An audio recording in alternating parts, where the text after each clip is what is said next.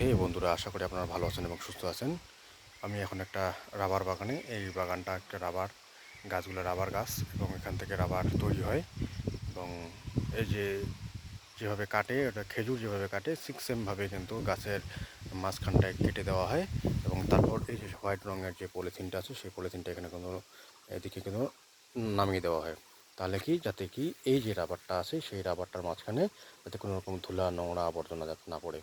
তারপরে কি ধীরে ধীরে এসে এই জায়গাটা কিন্তু সেই যে রসটা, গাছের রসটা, এই গাছের রসটা কিন্তু এখানে পড়ে এই পাত্রটায়। তো পাত্রটায় পড়ানোর পর এখান থেকে কিন্তু তারা কালেক্ট করে, এই জায়গা থেকে তারা কিন্তু কালেক্ট করে। তারপরে যে প্রসেস আছে সেই প্রসেসের মধ্য দিয়ে ম্যানুফ্যাকচারিং হয় এবং রাবার তৈরি হয়। এই গাছটা হচ্ছে টোটাল রাবার গাছ। এই বাগানটা আছে একটা ছোটো বাগান, রাবার বাগান। ভালো থাকবেন, সুস্থ থাকবেন, পাশে থাকবেন এবং নতুন নতুন ভিডিও আপনার সামনে আবার আমি শেয়ার করব।